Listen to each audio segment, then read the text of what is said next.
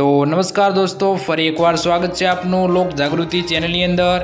तो दोस्तों, आजना विडियोनी अंदर हवामान खबर, विविध खेडूत समाचार, विविध योजनाओं विषे माहिती आपवामां आवी छे। तो विडियो पसंद आवे तो विडियो ने लाइक करी अपनी आ चेनल लोक जागृति ने सब्सक्राइब जरूरथी करी लेजो। तो दोस्तों, पहली खबरनी वात करीए तो राज्यमां धोधमार वरसादनी आगाही। वरसाद अंगे हवामान विभागे विविध एलर्ट जाहिर कर्या छे। आवतीकालथी राज्यमां वरसादनुं जोर घटशे तो उत्तर अने दक्षिण गुजरातमां वरसादनुं ऑरेन्ज एलर्ट आपवामां आव्युं छे मित्रों। तो मध्य गुजरात अने सौराष्ट्रमां वरसादनुं येलो एलर्ट आपवामां आव्युं छे, त्यारे बनासकांठा अने साबरकांठामां अति भारे वरसादनी आगाही आपवामां आवी छे मित्रों।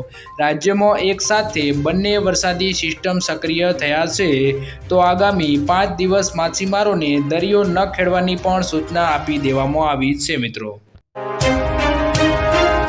तो दोस्तों, त्यारबादना समाचार જોઈએ तो પરેશ ગોસ્વામીની ખેડૂતોને સલાહ અપાઈ છે। તો હવામાન નિષ્ણાત પરેશ ગોસ્વામીએ જણાવ્યું છે કે સૌરાષ્ટ્ર, કચ્છ અને ઉત્તર ગુજરાતના મોટાભાગના વિસ્તારો એવા છે જ્યાં વરસાદ પડ્યા પછી ખેડૂતોને વાવણી કરવાનો મોકો મળ્યો નથી।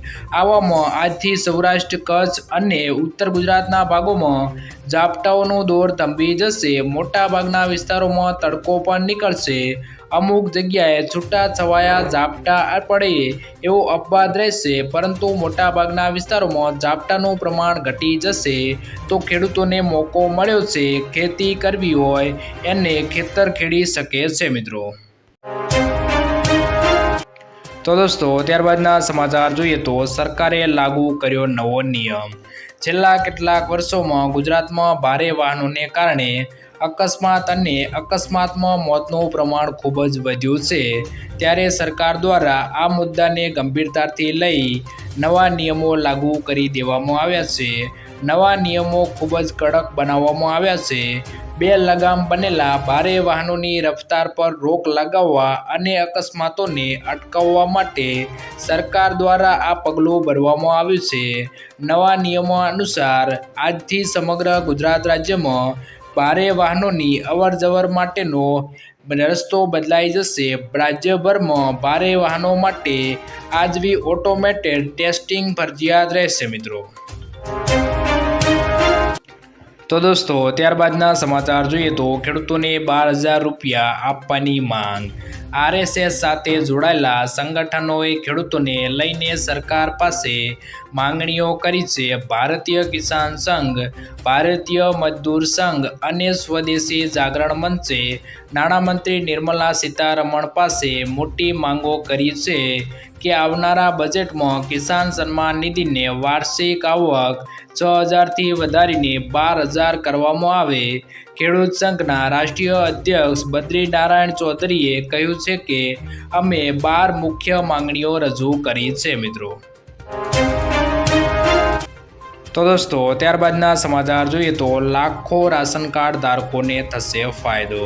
રાષ્ટ્રીય અન્ન સલામતી કાયદો NFSA હેઠળ વધુ કુટુંબોને આવરીને તેમનું રેશનિંગનું અનાજ આપી શકાય તે માટે અન્ન અને નાગરિક પુરવઠા વિભાગમાં ફેરફાર કરવામાં આવ્યા છે।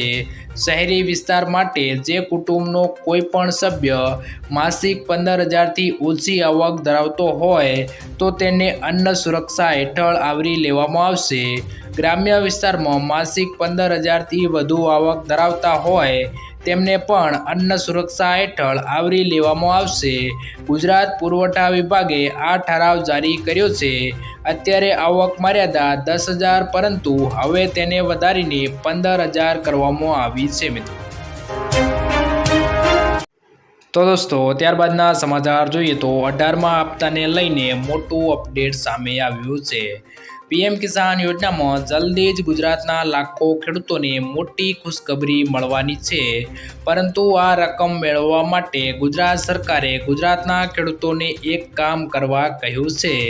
ગુજરાતના ખેડૂતોને તાકીદ કરી છે કે હપ્તા આધાર સીડિંગ ડીબીટી એનેબલ ફરજિયાત છે મિત્રો। તો ગુજરાતના જે ખેડૂતોને 18મો હપ્તો મેળવવાનો બાકી હોય તેમણે 30મી જુલાઈ સુધીમાં બેંક ખાતાની કાર્યવાહી પૂર્ણ કરવી પડશે મિત્રો। તો દોસ્તો ત્યારબાદના સમાચાર જોઈએ તો ખેડૂતો માટે મોટી જાહેરાત। સહકારિતા માધ્યમથી ભારત સરકારે મકાઈની ખેતી કરતા ખેડૂતોની સમૃદ્ધિ માટે મહત્વપૂર્ણ નિર્ણય લીધો છે। મકાઈના ખેડૂતોને તેમની ઉપજના યોગ્ય ભાવ મળે તે માટે કોઓપરેટિવ સંસ્થાઓના માધ્યમથી મકાઈની એમએસપી એટલે કે ટેકાના ભાવે ખરીદી કરવામાં આવશે અને તેમાંથી પેટ્રોલમાં મિશ્રણ માટે ઇથોનોલનું નિર્માણ કરવામાં આવશે। સાથે જ ભારત સરકારે નાફેડ અને કન્ઝ્યુમર કોઓપરેટિવના માધ્યમથી મુખ્ય 4 દાળની પણ ટેકાના ભાવે ખરીદી કરવાનો નિર્ણય કર્યો છે મિત્રો।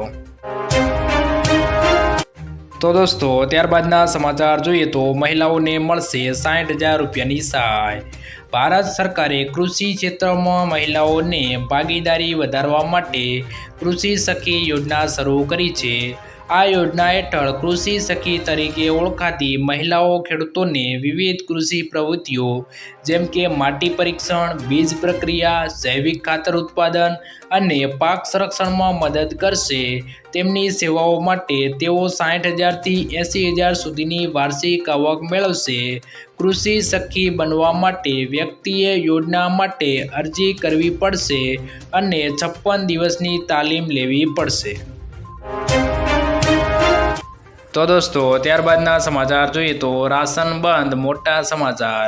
સમગ્ર રાજ્યમાં જાહેર વિતરણ વ્યવસ્થાનો અને રાશન કાર્ડ સંબંધિત સુધારા વધારા સહિતની જે કામગીરીઓ અને કાર્યવાહીઓ થઈ રહી છે એ બધી જ બાબતોનો ડેટાબેઝ માઇક્રોસોફ્ટના જે સર્વર પર સ્ટોર થયેલો છે તેનો સમયગાળો વધારે થઈ ગયો હોવાથી આ સર્વર હાલ સપોર્ટ કરતો નથી।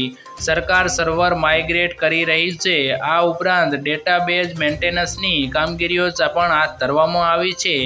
આ બંને કામગીરીઓને કારણે 2 જુલાઈથી 7 જુલાઈ સુધી સસ્તા અનાજની દુકાનો પર માલ વિતરણ સહિતની કોઈ જ કામગીરીઓ થઈ શકશે નહીં મિત્રો।